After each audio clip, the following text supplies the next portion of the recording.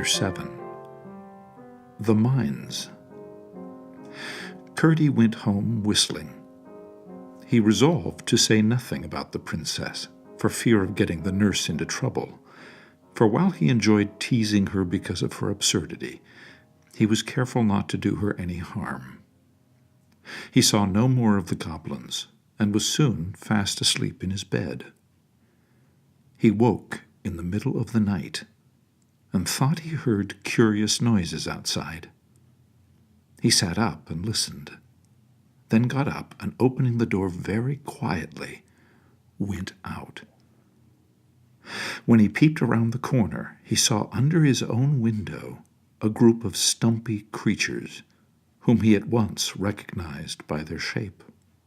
Hardly, however, had he begun his 1, 2, 3, when they broke asunder, scurried away, and were out of sight. He returned laughing, got into bed again, and was fast asleep in a moment.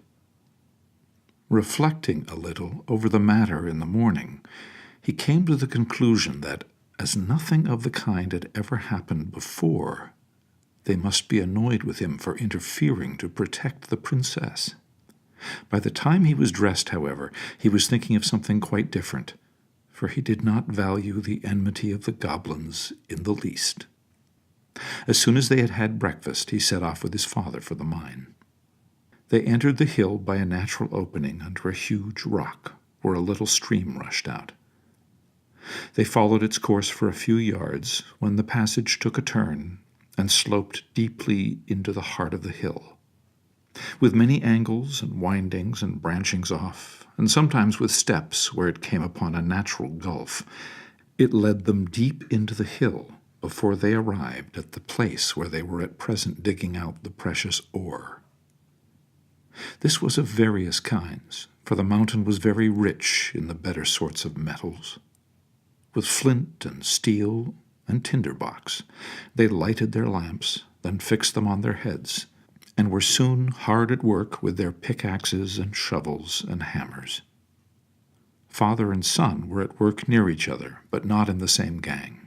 The passages out of which the ore was dug they called gangs, for when the lode or vein of ore was small, one miner would have to dig away alone in a passage no bigger than gave him just room to work, sometimes in uncomfortable, cramped positions. If they stopped for a moment, they could hear everywhere around them, some nearer, some farther off, the sounds of their companions burrowing away in all directions in the inside of the great mountain, some boring holes in the rock in order to blow it up with gunpowder, others shoveling the broken ore into baskets to be carried to the mouth of the mine, others hitting away with their pickaxes. Sometimes, if the miner was in a very lonely part, he would hear only a tapping, no louder than that of a woodpecker, for the sound would come from a great distance off through the solid mountain rock. The work was hard at best, for it is very warm underground, but it was not particularly unpleasant, and some of the miners, when they wanted to earn a little more money for a particular purpose, would stop behind the rest and work all night. But you could not tell night from day down there, except from feeling tired and sleepy, for no light of the sun ever came into those gloomy regions. Some, who had thus remained behind during the night, although certain there were none of their companions at work, would declare the next morning that they heard, every time they halted for a moment to take breath, a tapping all about them, as if the mountain were then more full of miners than ever it was during the day, and some, in consequence, would never stay overnight, for all knew those were the sounds of the goblins. They worked only at night, for the miners' night was the goblins' day. Indeed, the greater number of the miners were afraid of the goblins, for there were strange stories well known amongst them of the treatment some had received, whom the goblins had surprised at their work during the night.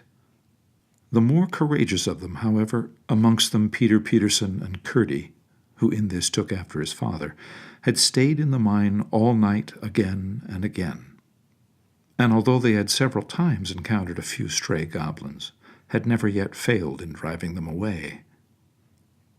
As I have indicated already, the chief defense against them was verse, for they hated verse of every kind, and some kinds they could not endure at all. I suspect they could not make any themselves, and that was why they disliked it so much. At all events, those who were most afraid of them were those who could neither make verses themselves, nor remember the verses that other people made for them, while those who were never afraid were those who could make verses for themselves.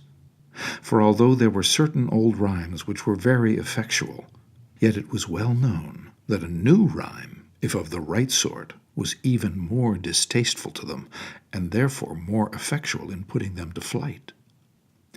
Perhaps my readers may be wondering what the goblins could be about, working all night long, seeing they never carried up the ore and sold it.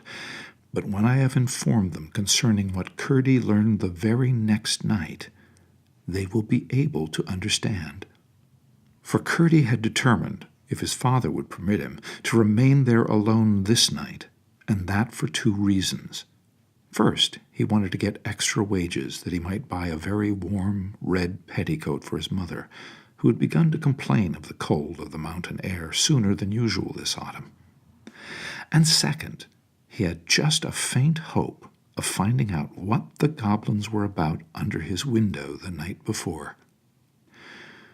When he told his father, he made no objection, for he had great confidence in his boy's courage and resources.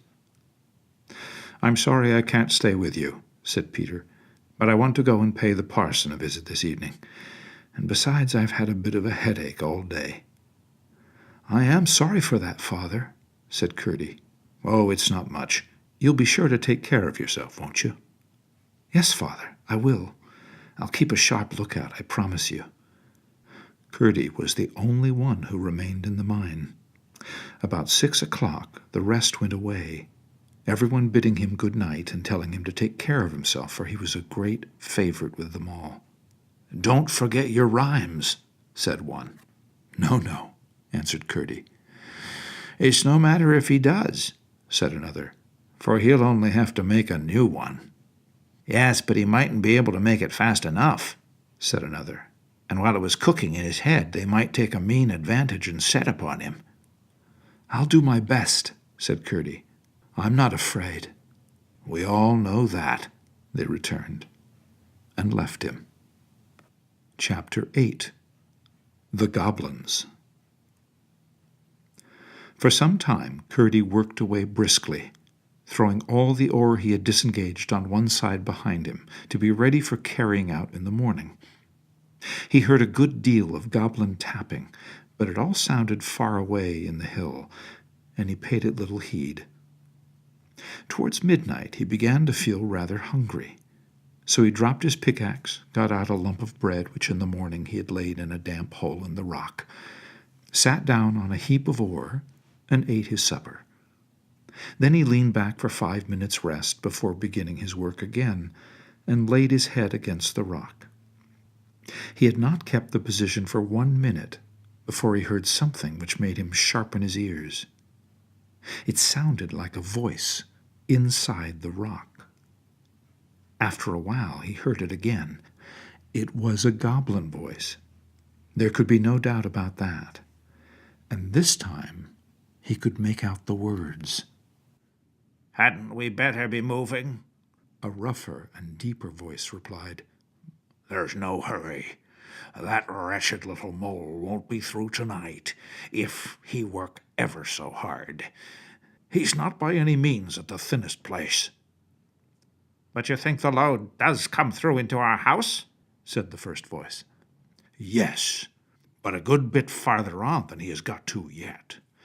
If he had struck a stroke more to the side, just here," said the goblin, tapping the very stone as it seemed to Curdie against which his head lay, "he would have been through. But he's a couple yards past it now, and if you follow the load it will be a week before it leads him in. You see it back there, a long way. Still, perhaps in case of accident, it would be as well to be getting out of this. Helfer, you'll take the great chest. That's your business, you know." "Yes, Dad," said a third voice, "but you must help me get it on my back. It's awfully heavy, you know." "Well, it isn't just a bag of smoke, I admit, but you're as strong as a mountain, Helfer." "You say so, Dad. I think myself I'm all right, but I could carry 10 times as much if it weren't for my feet." "That is your weak point, I confess, my boy." "Ain't it yours too, Father?" "Well, to be honest, it is a goblin weakness. Why they come so soft, I declare I haven't any idea." "'Specially when your head's so hard, you know, Father." "Yes, my boy, the goblin's glory is his head. To think how the fellows up above there have to put on helmets and things when they go fighting." "But why don't we wear shoes like them, Father? I should like it, especially when I've got a chest like that on my head." "Well, you see, it's not the fashion. The king never wears shoes." "The Queen does." "Yes, but that's for distinction. The first queen, you see, I mean the king's first wife, wore shoes, of course, because she came from upstairs. And so when she died, the next queen would not be inferior to her, as she called it, and would wear shoes too. It was all pride. She is the hardest in forbidding them to the rest of the women." "I'm sure I wouldn't wear them. No, not for that I wouldn't," said the first voice, which was evidently that of the mother of the family. "I can't think why either of them should." "Didn't I tell you the first was from upstairs?" said the other. "That was the only silly thing I ever knew His Majesty guilty of. Why should he marry an outlandish woman like that, one of our natural enemies, too?" "I suppose he fell in love with her." "Pooh, he's just as happy now with one of his own people." "Did she die very soon? They didn't tease her to death, did they?" "Oh, dear, no. The king worshipped her very footmarks." "What made her die, then? Didn't the heir agree with her?" "She died when the young prince was born." "How silly of her. We never do that. It must have been because she wore shoes." "I don't know that." "Why do they wear shoes up there?" Now that's a sensible question, and I will answer it. But in order to do so, I must first tell you a secret. I once saw the Queen's feet." "Without her shoes?" "Yes, without her shoes." "No, did you? How was it?" "Never you mind how it was. She didn't know I saw them. And what do you think? They had toes." "Toes? What's that?" "You may well ask. I should never have known if I had not seen the Queen's feet. Just imagine, the ends of her feet were split up into 5 or 6 thin pieces." "Oh, horrid! How could the king have fallen in love with her?" "You forget that she wore shoes. Or that is just why she wore them. That is why all the men, and women too, upstairs wear shoes. They can't bear the sight of their own feet without them." "Ah, now I understand. If ever you wish for shoes again, Helfer, I'll hit your feet, I will." "No, no, Mother, pray don't." "Then don't you?" "But with such a big box on my head—" A horrid scream followed, which Curdie interpreted as in reply to a blow from his mother upon the feet of her eldest goblin. "Well, I never knew so much before," remarked a fourth voice. "Your knowledge is not universal quite yet," said the father. "You were only 50 last month. Mind you see to the bed and bedding. As soon as we've finished our supper, we'll be up and going." "What are you laughing at, husband?" "I'm laughing to think what a mess the miners will find themselves in somewhere before this day 10 years. "Why, what do you mean?" "Oh, nothing." "Oh, yes, you do mean something." You always do mean something. It's more than you do, then, wife. That may be, but it's not more than I find out, you know. Ha ha, you're a sharp one.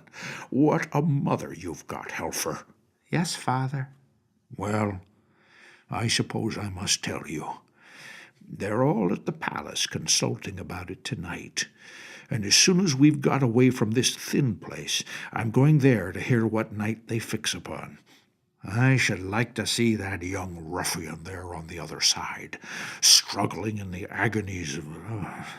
He dropped his voice so low that Curdie could only hear a growl. The growl went on in the low bass for a good while, as inarticulate as if the goblin's tongue had been a sausage, and it was not until his wife spoke again that it rose to its former pitch. "But what shall we do when you are at the palace?" she asked. "I will see you safe in the new house I've been digging for you for the last 2 months. Podge, you mind the table and chairs. I commit them to your care. The table has 7 legs, each chair 3. I shall require them all at your hands." After this arose a confused conversation about the various household goods and their transport, and Curdie heard nothing more that was of any importance. He now knew at least one of the reasons for the constant sound of the goblin hammers and pickaxes at night. They were making new houses for themselves, to which they might retreat when the miners should threaten to break into their dwellings. But he had learned 2 things of far greater importance. The first was that some grievous calamity was preparing, and almost ready to fall upon the heads of the miners. The second was the one weak point of a goblin's body.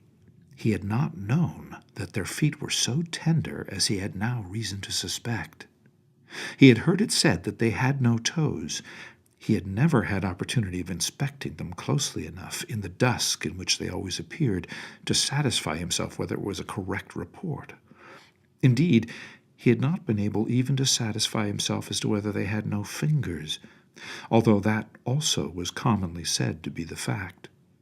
One of the miners, indeed, who had had more schooling than the rest, was wont to argue that such must have been the primordial condition of humanity, and that education and handicraft had developed both toes and fingers, with which proposition Curdie had once heard his father sarcastically agree, alleging in support of it the probability that babies' gloves were a traditional remnant of the old state of things, while the stockings of all ages, no regard being paid in them to the toes, pointed in the same direction. But what was of importance was the fact concerning the softness of the goblin feet, which he foresaw might be useful to all miners. What he had to do in the meantime, however, was to discover, if possible, the special evil design the goblins had now in their heads. Although he knew all the gangs and all the natural galleries with which they communicated in the mine part of the mountain, he had not the least idea where the palace of the king of the gnomes was. Otherwise he would have set out at once on the enterprise of discovering what the said design was. He judged, and rightly, that it must lie in a further part of the mountain, between which and the mine there was as yet no communication. There must be one nearly completed, however, for it could be but a thin partition which now separated them. If only he could get through in time to follow the goblins as they retreated. A few blows would doubtless be sufficient, just where his ear now lay, but if he attempted to strike there with his pickaxe, he would only hasten the departure of the family, put them on their guard, and perhaps lose their involuntary guidance. He therefore began to feel the wall with his hands, and soon found that some of the stones were loose enough to be drawn out with little noise. Laying hold of a large one with both of his hands, he drew it gently out and let it down softly. "What was that noise?" said the goblin father. Curdie blew out his light, lest it should shine through. "It must be that one miner that stayed behind the rest," said the mother. "No, he's been gone a good while. I haven't heard a blow for an hour. Besides, it wasn't like that." Then I suppose it must have been a stone carried down the brook inside. Perhaps it will have more room by and by. Curdie kept quite still. After a little while, hearing nothing but the sounds of their preparations for departure mingled with an occasional word of direction, and anxious to know whether the removal of the stone had made an opening into the goblin's house, he put in his hand to feel. It went in a good way, and then came in contact with something soft. He had but a moment to feel it over, it was so quickly withdrawn.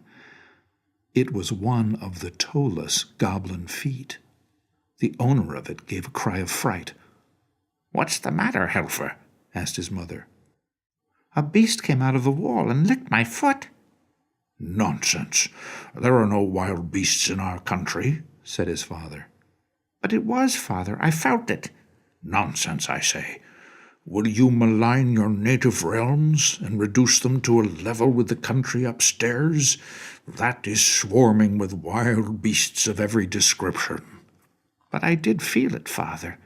"I tell you to hold your tongue. You are no patriot." Curdie suppressed his laughter and lay still as a mouse, but no stiller, for every moment he kept nibbling away with his fingers at the edges of the hole. He was slowly making it bigger, for here the rock had been very much shattered with the blasting. There seemed to be a good many in the family, to judge from the mass of confused talk which now and then came through the hole, but when all were speaking together, and just as if they had bottle brushes, each at least one, in their throats, it was not easy to make out much that was said. At length he heard once more what the father goblin was saying. "Now then, get your bundles on your backs. Here, Helfer, I'll help you up with your chest." "I wish it was my chest, father." "Your turn will come in good time enough. Make haste. I must go to the meeting at the palace tonight. When that's over, we can come back and clear out the last of the things before our enemies return in the morning. Now, light your torches and come along. What a distinction it is to provide our own light instead of being dependent on a thing hung up in the air. A most disagreeable contrivance, intended no doubt to blind us when we venture out under its baleful influence. Quite glaring and vulgar, I call it, though no doubt useful to poor creatures who haven't the wit to make light for themselves." Curdie could hardly keep himself from calling through to know whether they made the fire to light their torches by. But a moment's reflection showed him that they would have said they did, inasmuch as they struck 2 stones together, and the fire came. Chapter 9. The Hall of the Goblin Palace. A sound of many soft feet followed, but soon ceased. Then Curdie flew at the hole like a tiger, and tore and pulled. The sides gave way, and it was soon large enough for him to crawl through. He would not betray himself by rekindling his lamp, but the torches of the retreating company, which he found departing in a straight line up a long avenue from the door of their cave, threw back light enough to afford him a glance round the deserted home of the goblins. To his surprise, he could discover nothing to distinguish it from an ordinary natural cave in the rock, upon many of which he had come with the rest of the miners in the progress of their excavations.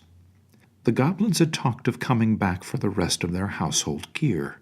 He saw nothing that would have made him suspect a family had taken shelter there for a single night.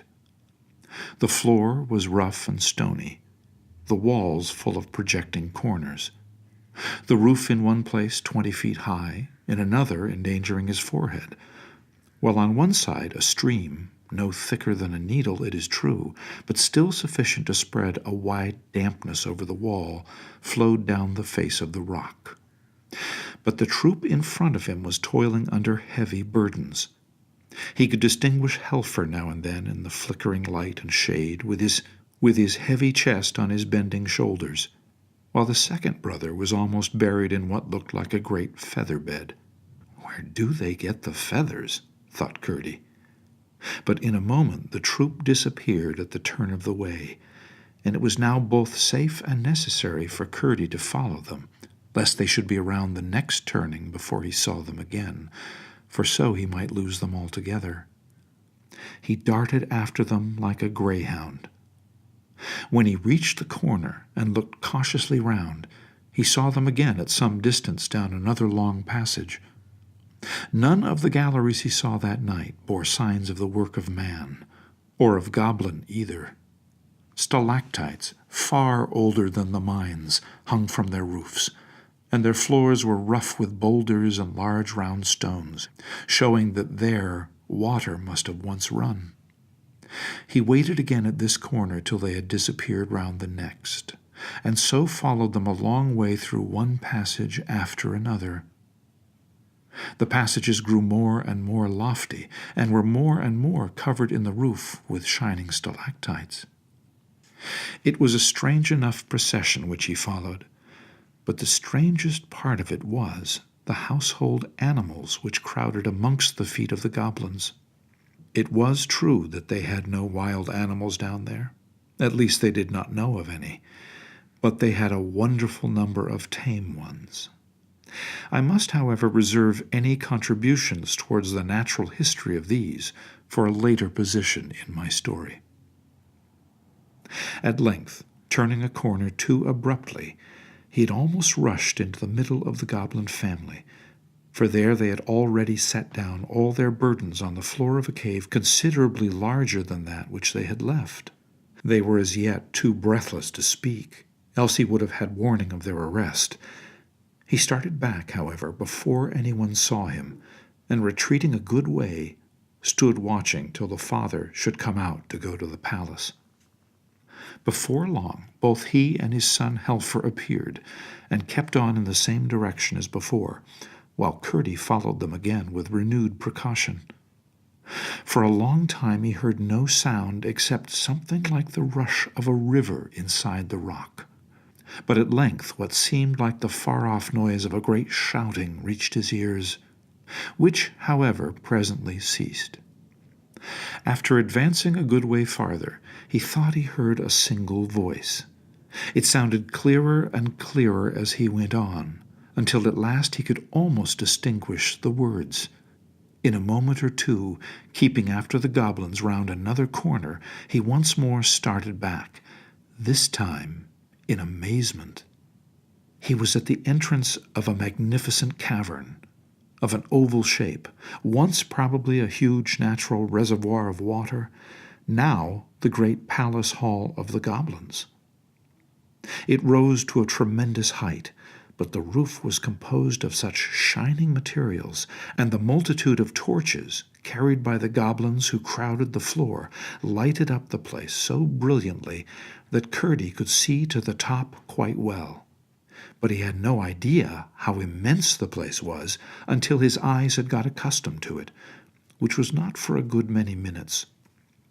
The rough projections on the walls and the shadows thrown upwards from them by the torches made the sides of the chamber look as if they were crowded with statues upon brackets and pedestals reaching in irregular tiers from floor to roof.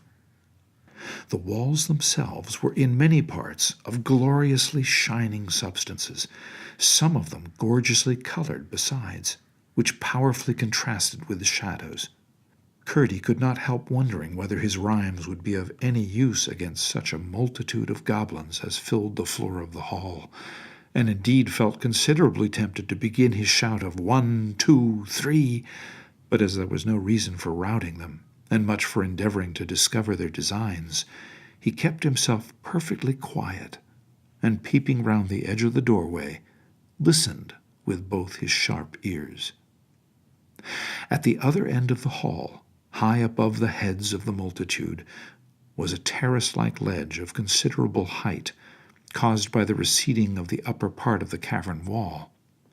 Upon this sat the king and his court, the king on a throne hollowed out of a huge block of green copper ore, and his court upon lower seats around it. The king had been making a speech, and the applause which followed it was what Curdie had heard. One of the court was now addressing the multitude. What he heard him say was to the following effect. Hence it appears that two plans have been for some time together working in the strong head of his Majesty for the deliverance of his people, regardless of the fact that we were the first possessors of the regions they now inhabit, regardless equally of the fact that we abandoned that region from the loftiest motives, regardless also of the self-evident fact that we excel them so far in mental ability as they excel us in stature. They look upon us as a degraded race, and make a mockery of all our finer feelings. But the time has almost arrived when, thanks to His Majesty's inventive genius, it would be in our power to take a thorough revenge upon them once and for all, in respect of their unfriendly behavior.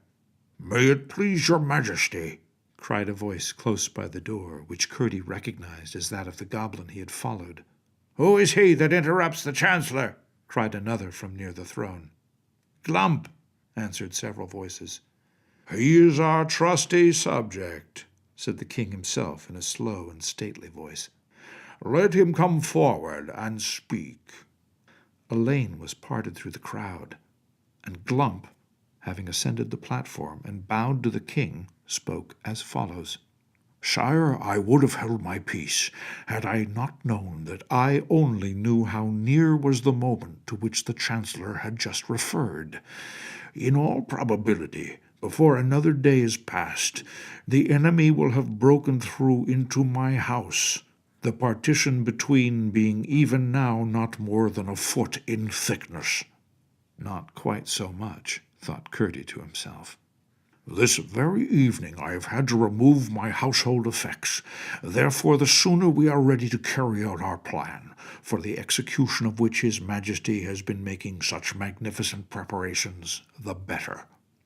I may just add that within the last few days I have perceived a small outbreak in my dining room, which, combined with observations upon the course of the river escaping where the evil men enter, has convinced me that close to the spot must lie a deep gulf in its channel. This discovery will, I trust, add considerably to the otherwise immense forces at His Majesty's disposal." He ceased, and the king graciously acknowledged his speech with a bend of his head, whereupon Glump, after a bow to His Majesty, slid down amongst the rest of the undistinguished multitude. Then the Chancellor rose and resumed.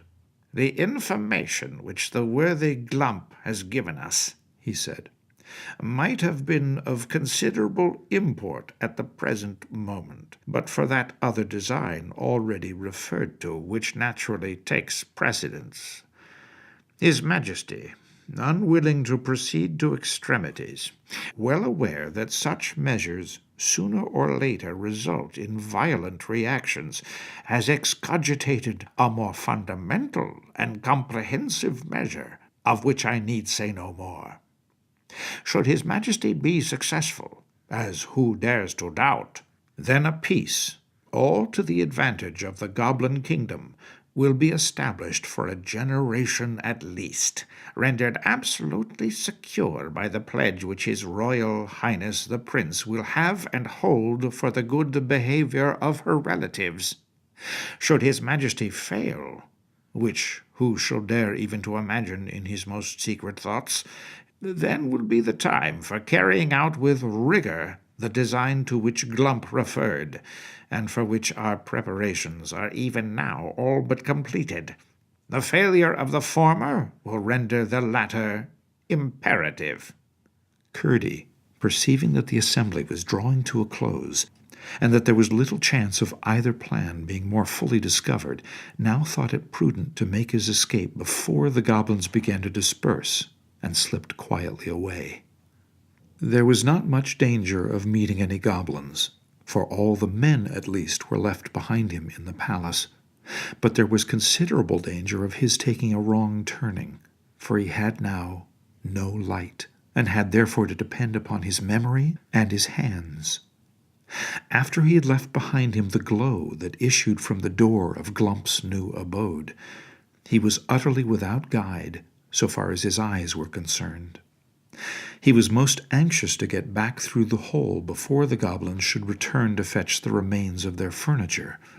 It was not that he was in the least afraid of them, but as it was of the utmost importance that he should thoroughly discover what the plans they were cherishing were, he must not occasion the slightest suspicion that they were watched by a miner. He hurried on, feeling his way along the walls of rock. Had he not been very courageous, he must have been very anxious, for he could not but know that if he lost his way, it would be the most difficult thing in the world to find it again. Morning would bring no light into these regions, and towards him least of all, who was known as a special rhymester and persecutor, could goblins be expected to exercise courtesy.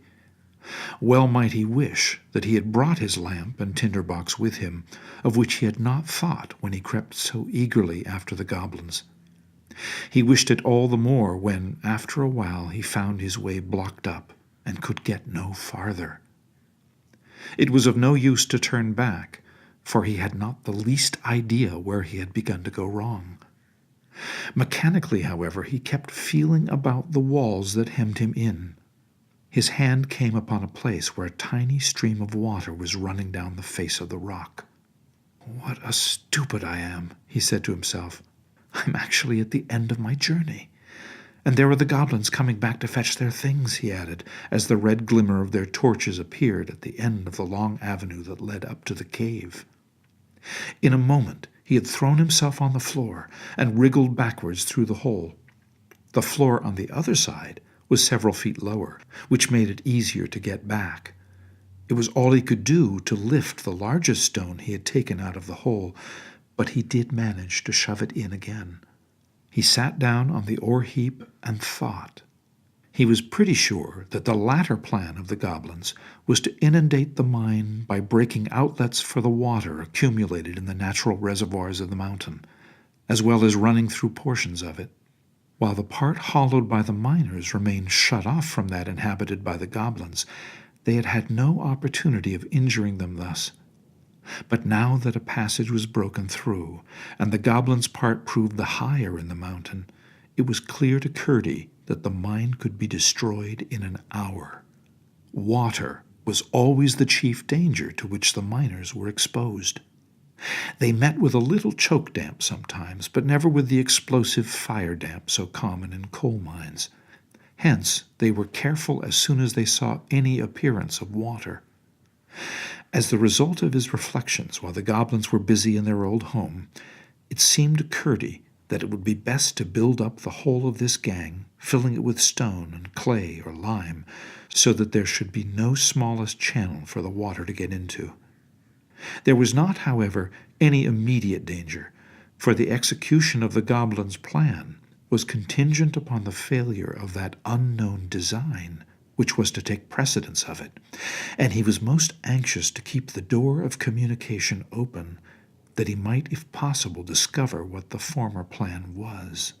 At the same time, they could not resume their intermitted labors for the inundation without his finding it out, when by putting all hands to the work, the one existing outlet might in a single night be rendered impenetrable to any weight of water. For by filling the gang up entirely, their embankment would be buttressed by the sides of the mountain itself. As soon as he found that the goblins had again retired, he lighted his lamp, and proceeded to fill the hole he had made with such stones as he could withdraw when he pleased. He then thought it better, as he might have occasion to be up a good many nights after this, to go home and have some sleep. How pleasant the night air felt upon the outside of the mountain, after what he had gone through in the inside of it.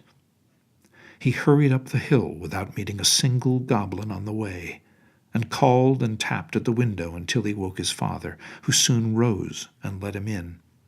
He told him the whole story, and just as he had expected, his father thought it best to work that load no farther, but at the same time to pretend occasionally to be at work there still, in order that the goblins might have no suspicions.